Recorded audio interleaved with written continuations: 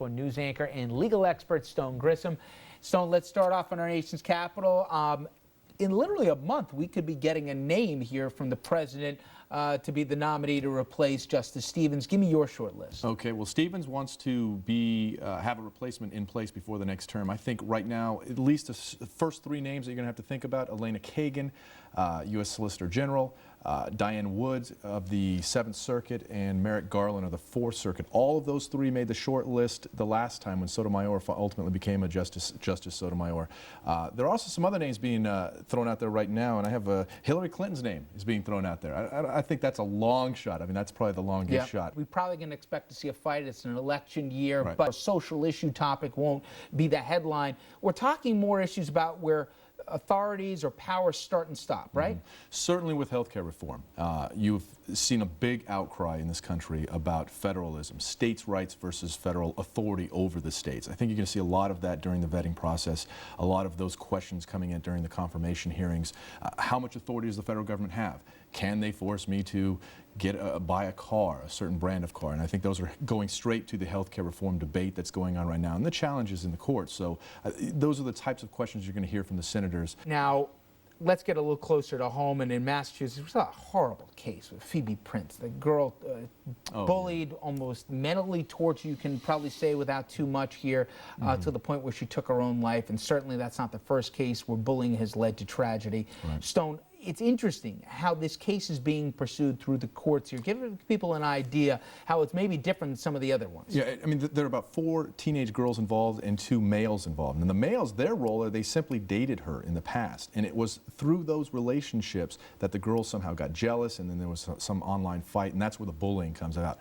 Now, the boys are actually being charged with statutory rape in this case by the prosecutor. She chose to charge them. She has a right because the deceased is a minor, right? Yeah, typically you wouldn't have that. These were consensual encounters if they even existed.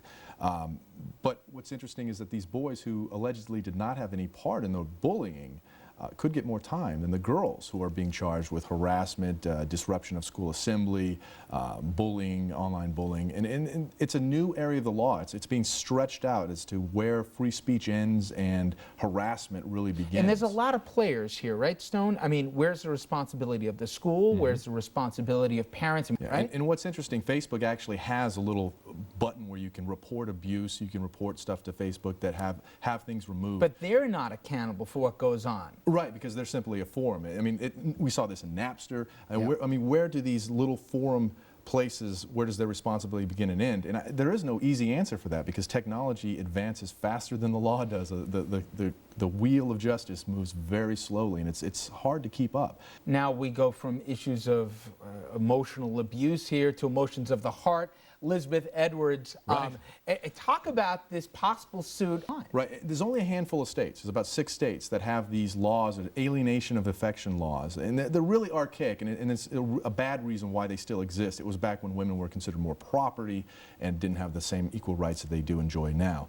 But simply put, a mistress can be sued by the wife for breaking up the marriage, and you can be sued for the loss of consortium, the loss of alienation of affection.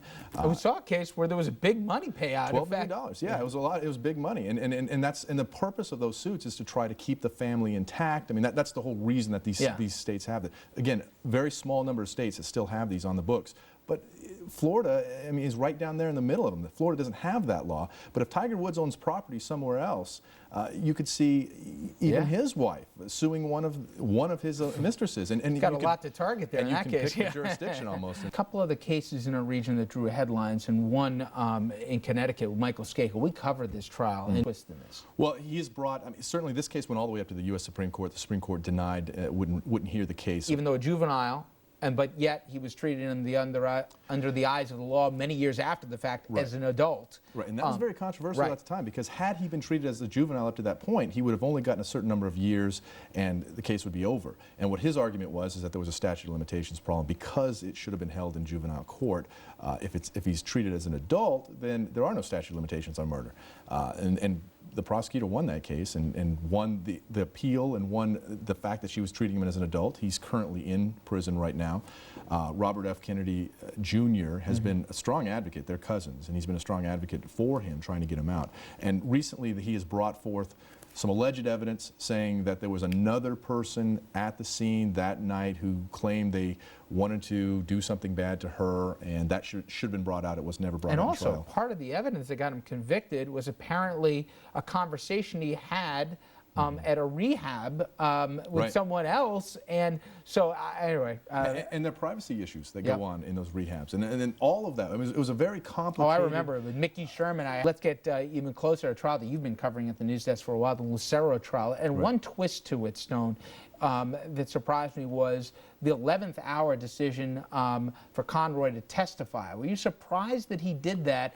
And usually, typically, that never really seems to help the defendant, right? You know, I was thinking about this I was talking to my wife about this last night, and I can probably put on one hand the number of times that I've put a defendant on the stand. Certainly not one that has confessed to the police in a written statement.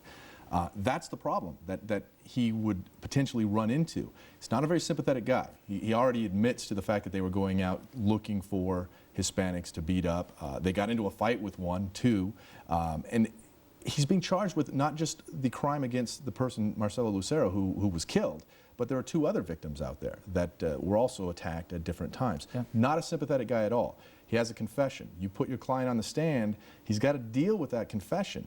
And it was interesting to see him then get on the stand with no warning and suddenly point the finger at somebody else and saying that he was taking the fall for this other guy that he only met a couple hours before that. And the admission apparently been sitting on for 17 months. Right. Also didn't help. He's got swastikas on and a shaved head. Right. Now, as far as a legal standpoint, he has no obligation to tell that to the prosecutor. I mean, certainly you keep that quiet up to the trial. But he had the 17 months that he could have let the police know. He could have let the public know. And that's what he has to deal with when you get up there and you try to make those types of claims. And it's a tough sell. I mean, the jury has to sit there and listen to that and say, would I have done that? You know? Probably not. Stone, great stuff as always. Thanks.